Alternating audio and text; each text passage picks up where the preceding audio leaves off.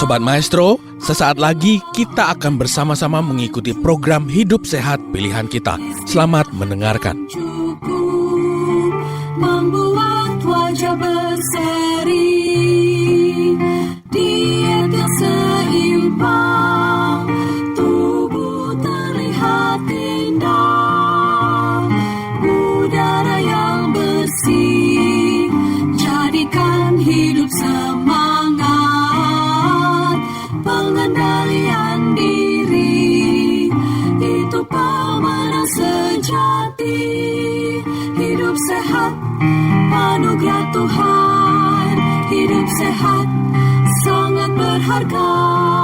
10 hukum kesehatan. Baik, berikutnya dokter, anak yang bisa berbicara lebih dari satu bahasa atau bilingual biasanya cenderung akan lambat berbicaranya. Nah, ini mitos atau fakta, dokter? Jadi memang bilingual ini juga sudah termasuk ke gangguan bicara, masalah pada berbicara juga bisa masuk jadi dan terjadi pada anak-anak, dan itu termasuk speech delay.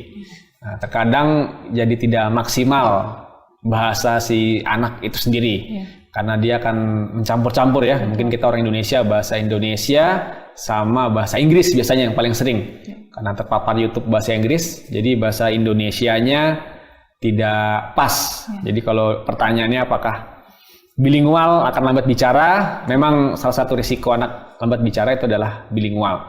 Jadi saran saya dan juga menurut pengalaman saya di klinik, jadi memang penting kita ajari anak itu bahasa ibunya ya, bahasa yang sering dia akan ngomong selama dia hidup. Mungkin kalau kita ya bahasa Indonesia dulu. Penting dulu dia lulus ataupun fasih bahasa Indonesia, baru kita kasih bahasa-bahasa yang lain.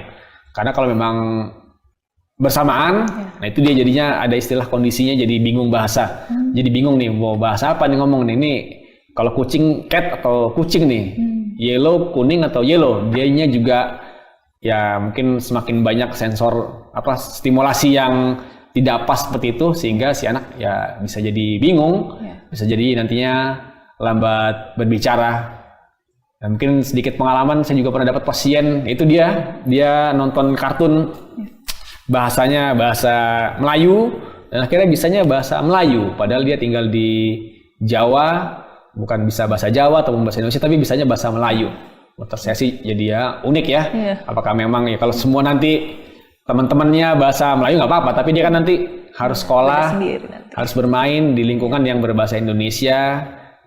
Jadi sarannya ya fokus dulu ke satu bahasa, harus konsisten. Orang-orang yang di rumah, keluarga, bapak, ibu, ayo. Walaupun nanti ya silahkan aja. Ada yang bilang nanti bilingual setelah umur 7 tahun, setelah umur 8 tahun, atau setelah umur 5 tahun. Saya sih nggak tahu juga yang pas kapan diajarin. Misalnya udah bisa bahasa Indonesia, yang pas kapan diajarin bahasa Inggris. Tapi kalau menurut saya ya kalau memang bisa sedini mungkin, ya usahakan bahasa ibunya udah fasih dulu, udah pintar dulu. Jadi kira-kira seperti itu. Baik, terima kasih banyak dokter, penjelasan yang sangat jelas ya untuk kita semua. Selanjutnya dokter, ini mitos atau fakta supaya anak lebih cepat bicaranya, berikan saja makanan yang pedas. Aduh, ini gimana dokter? Sepertinya sih kalau menurut saya mitos ya. Jadi apakah berhubungan dengan makanan, dengan bicaranya, apalagi yang makan pedas sepertinya tidak berhubungan.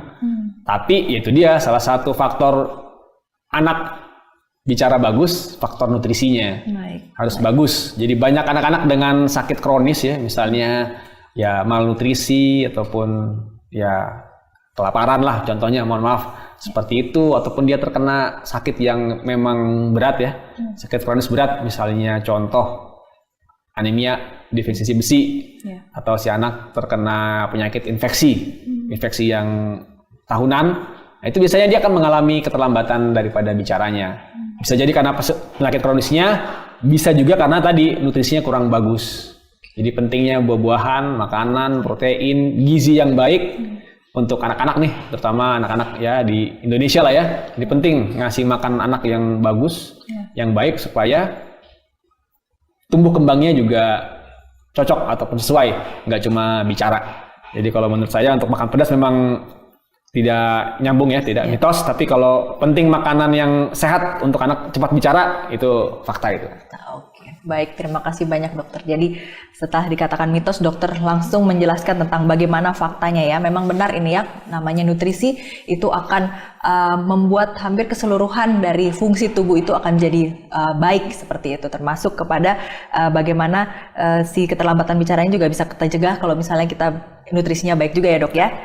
Baik, selanjutnya dokter, ini mitos atau fakta menggunakan empeng buat membuat bayi atau nanti pada akhirnya balita akan mengalami keterlambatan bicara. Nah, ini mitos atau fakta dokter?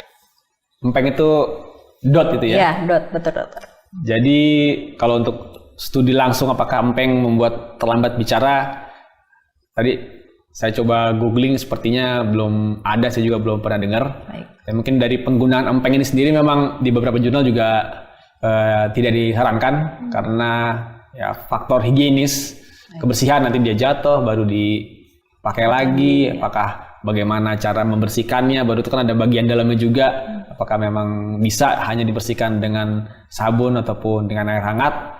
Jadi ada beberapa jurnal yang bilang kalau pakai empeng nanti bisa berhubungan dengan infeksi, bisa infeksi saluran nafas, mulut, ataupun infeksi pendengaran. Nah, dikatakan kalau memang nanti, tadi kita udah bahas di awal juga, kalau ada infeksi telinga, anaknya nggak bisa dengar, nggak bisa ngerti dong, jadi dia akan berbicara. Jadi gangguan berbicara maksud saya seperti itu. Jadi apakah menggunakan pacifier dapat membuat gangguan bicara?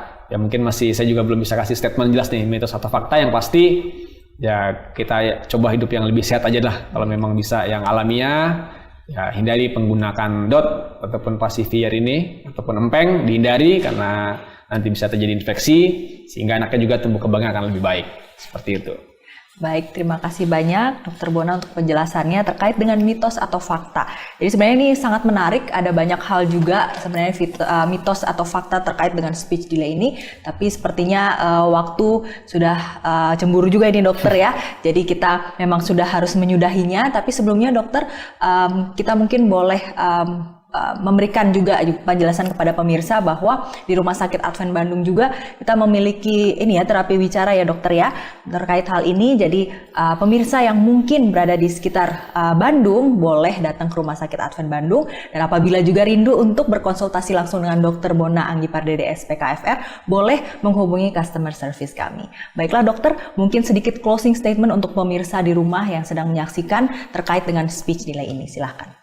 Baik, sebagai penutup, saya mau sarankan kepada orang-orang tua yang memiliki anak di rumah, yang sayang sama anaknya, tetap concern terhadap speech ataupun fungsi berbicara daripada si anak.